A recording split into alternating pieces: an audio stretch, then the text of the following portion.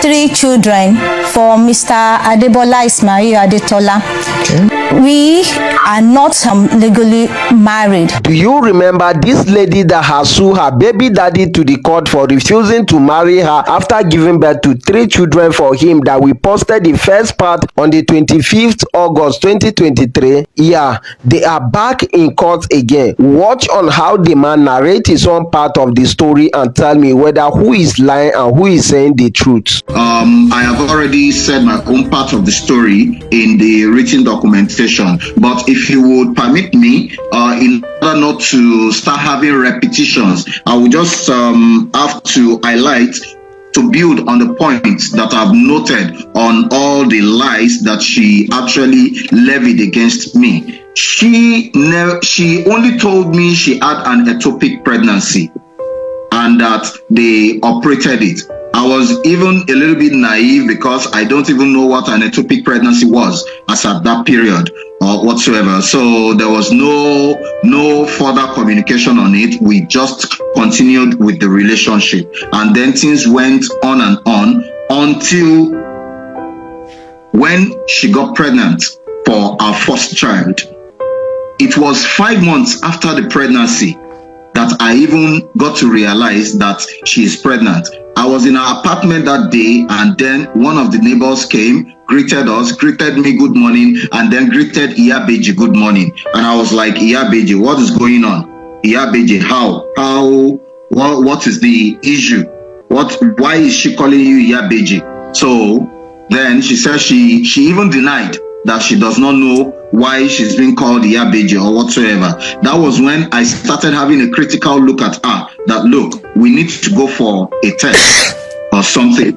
As at then, I looked at it that, okay, you're pregnant now. And this particular period, we were just in a relationship, because then the wife I got married to, we were already dating then. And she herself, she equally had her own boyfriend back then in Lagos. My wife too was not in the same school, but by virtue that we are both in the same school, that was how we were able to find ourselves in the relationship. So things went on, and then when she got pregnant, she was even the one practically telling me that she does not have the courage to keep that pregnancy, that her parents is not going to find it easy with her, that she cannot hold a pregnancy, she can't do okay, what do you want? What do you want us to do? She said she has to terminate the pregnancy. This pregnancy is 5 months old. How do you want to terminate it? Do you want to kill yourself on my head or something? She said no. She insisted that she was going to terminate it. Okay, all right, since you insist, what is it going to be involved? She talked about money, and as at then we were students, and then I couldn't raise the money as at then. So all of a sudden, she said she needed to travel to Lagos, that she got somebody that actually promised her that they can do the termination properly.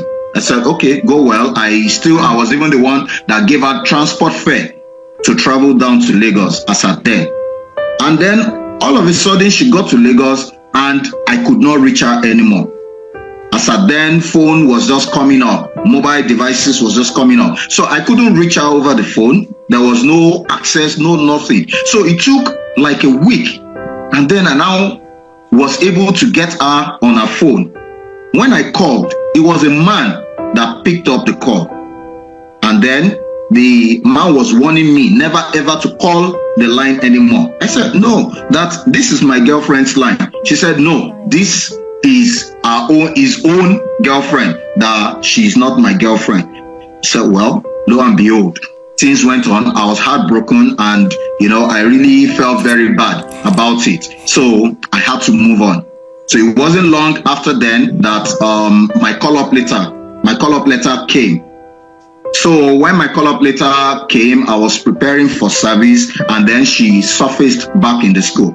When she even got back to the school, she was the one that called me that she was already back to school and that she already has a baby. Also, well, congratulations. I actually went to visit her, and to God who made me, she never ever told me, because the impression she gave me then is that she had already terminated the pregnancy. and that she's fine, there is no issue. So when she now came and surfaced with the baby, I was like, well, she said the baby belongs to the new boyfriend that she has, that it was an unfortunate situation or whatsoever. So I had to move on. I went for my service. I got married to my present wife. Then someday we stumbled upon ourselves on the streets in the Victoria Island then.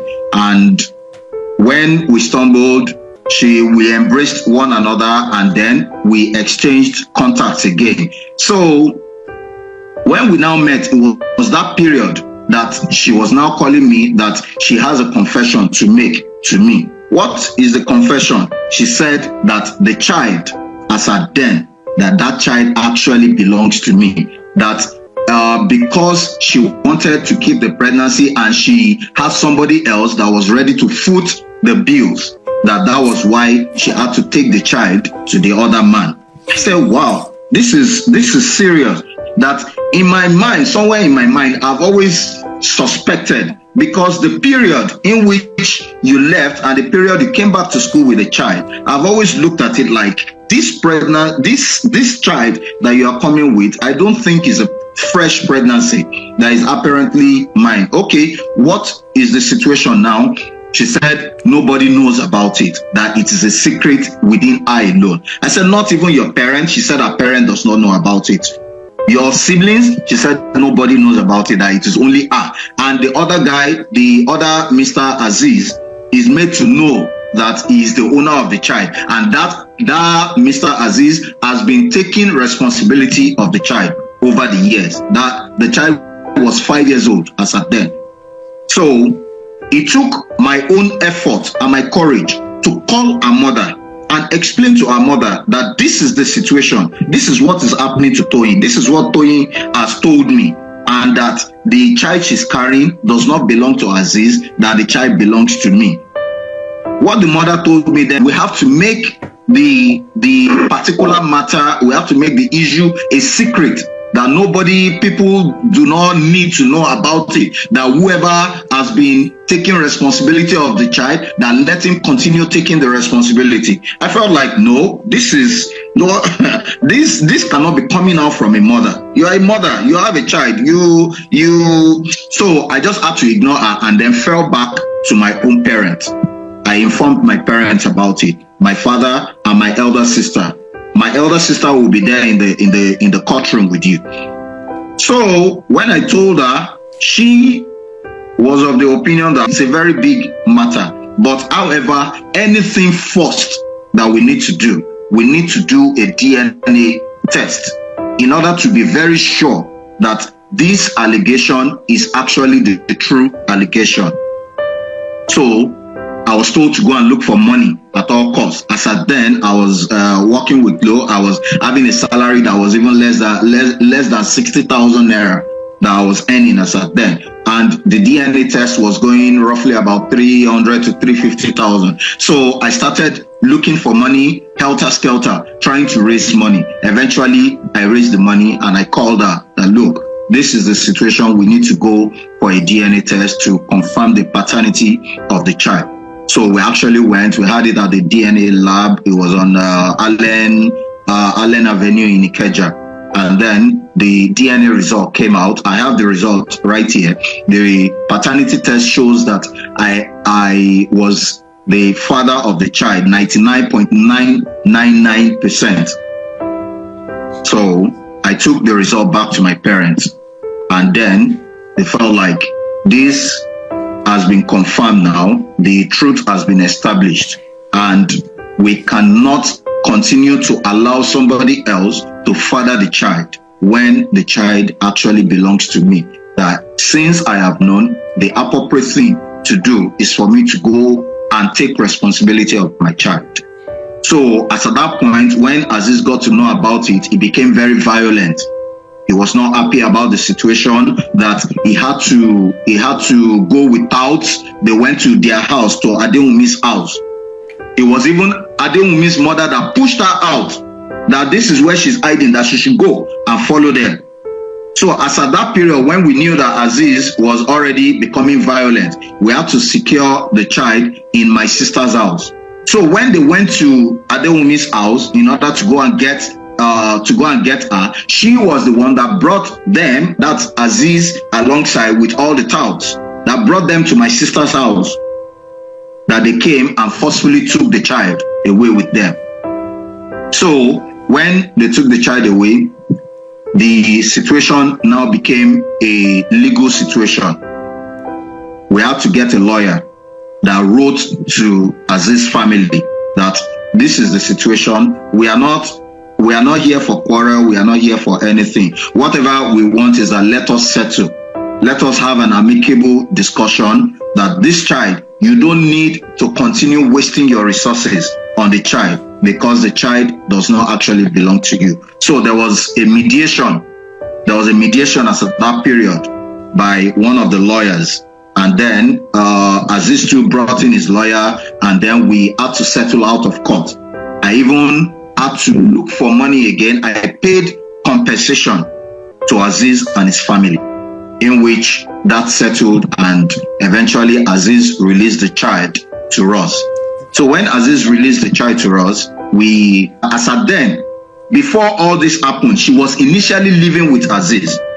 In fact, she was cohabiting with Aziz.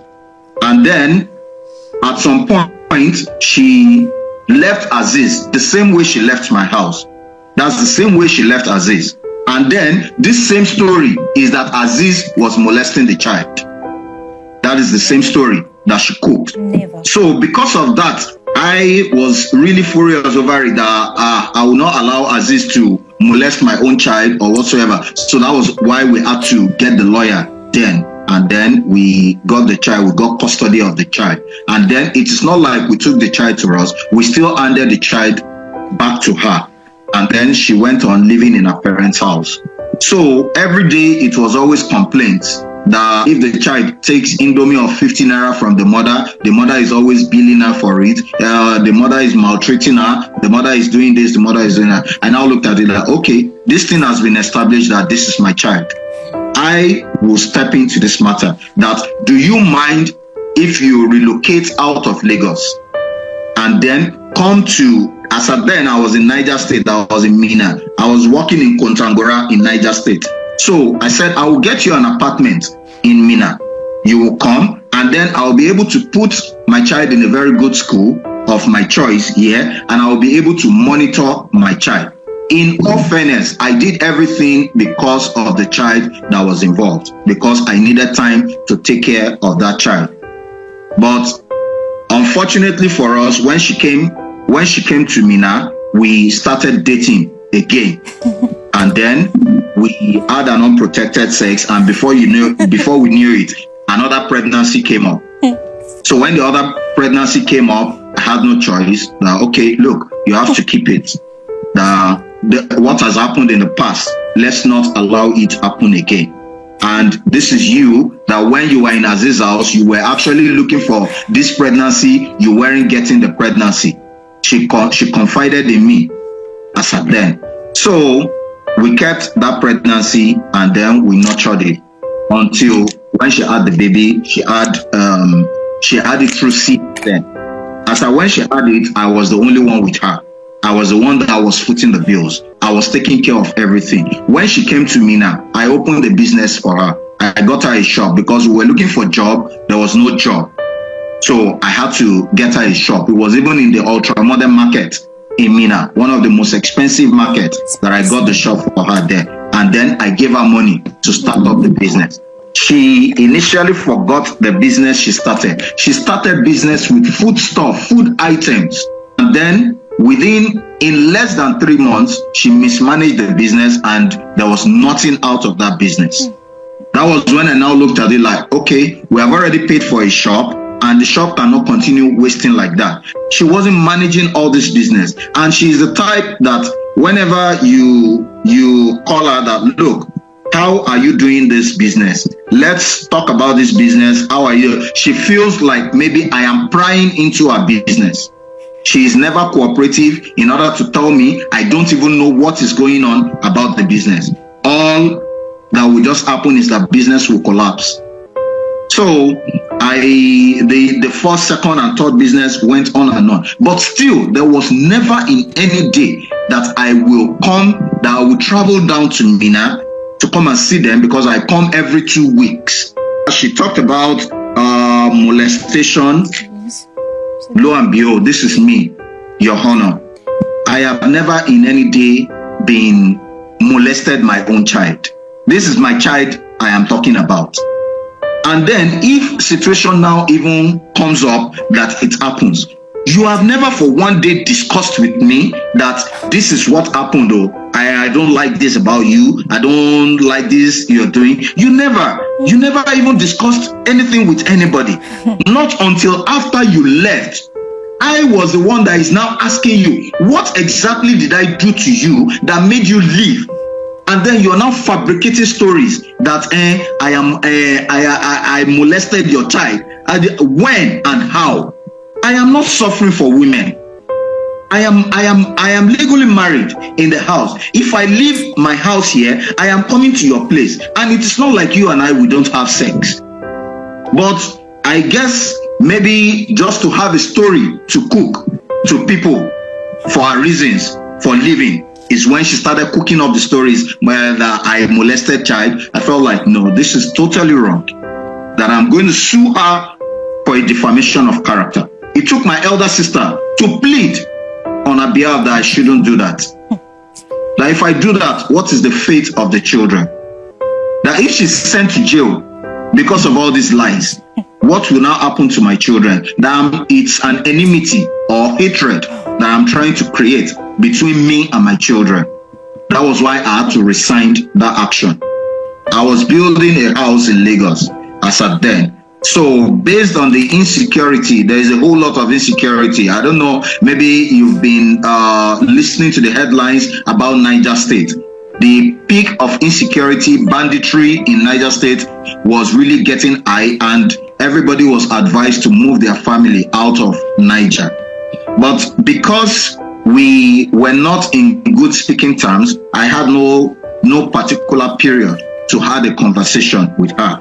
But I had a house that I was building in Lagos, in Ikorodu in Lagos, that I was just trying to rush it up so that they can occupy a flat in the house. And then in the interim, while I finish it up, based on the security reasons, I texted her that they might have to relocate at the expiration of the rent of that house, that they might have to relocate to Lagos. She asked me where. I told her for now, it's my father's house. I have an apartment. It's a mini flat that I have there that nobody is occupying because I don't live in Lagos. It is just there. It's only when I come home on holidays or on vacations that I come to the house. So I told her they will be relocating to my father's house in Surulere. This is the house where I was raised. This is the house that I grew up. This is the house that I was born. So she never said anything. She did not even respond to me about it. So it was like a week after, the caretaker of the house now called me that why do I want to vacate the house and I did not inform them that your rent is still going to expire in September and you're already leaving the house. What is the reasons or whatsoever? I said, no, I did not leave my apartment. My wife is there and my children are there in the apartment. Nobody is living. He now said, no, that there is nobody in that apartment. I said, no, it's not possible. So immediately I left everything I was doing. I had to travel down to Minna. And when I got to the house, truly, there was nobody in the house anymore. She has moved everything. All my properties, she moved everything, including my car. She moved it without my consent. I now called her over the phone. Where are you? She said she has left, that I should not bother to know where she is. I looked at it like, what exactly is the problem? Why did you leave? She said it's none of my business, that she has left for good. I had to go to the police station. I reported at the police station. At the police station, they directed me to the Child Rights Agency. And then when we got to the child rights agency, they called her over the phone and they invited her. She declined the invitation. They even sent notice to her. She declined everything. She refused to attend because those ones were trying to protect the rights of the child. So she never allowed any form of mediation to happen in between us. All she was just saying is that she has left. Okay, you are leaving. Even if you want to leave, can't you just leave quietly and live in peace?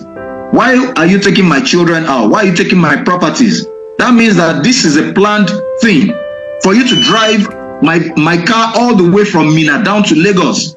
It means it was planned and you did not drive it. Somebody drove you.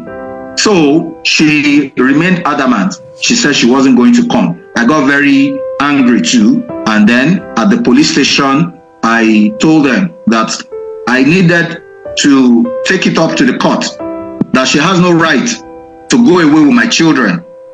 My children are my jewels. These are the only children that I have in my life. All of a sudden, you just picked all of them and then took them away to nowhere. Where can I see my children? You said no. You denied me access.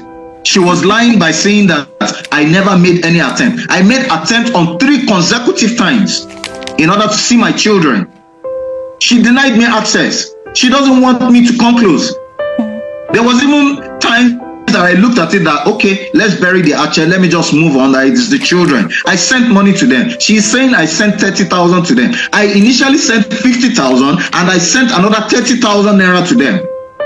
I sent the money that, okay, let me just, since it is money she always wanted, because whenever money is involved, that is when you see her smile. But if money is not involved, that is a big problem. I felt like, okay, let me draw them closer. Let me, at least, just for me to even know the location, let me know where my children is. I'm not bothered about the property you went away with. I'm bothered about my children. I need to see them. Since 2021, April 2021, till I speak, Tonya has restricted, she has denied me access to see my children. When? Did you hear that? She has denied me till now, till I speak. I have not seen my children till I speak. Since 2021. I made a whole lot of attempts. She's refusing. I came to Lagos about 3 consecutive times that I was trying to even communicate. I sent messages. All I will keep getting is verbal abuse. She will insult me. She will verbally insult me. She will curse my generations alongside with it. Each time my daughter has a phone, that is the first daughter, our first daughter, she has a phone. Each time I try to communicate with her, she's always hijacking the phone from her. And then all forms of abuses, all forms of curses is what she rains on me. So when I saw that this was getting too much, I don't want to overreact. I don't want to, my sanity is very, very important to me.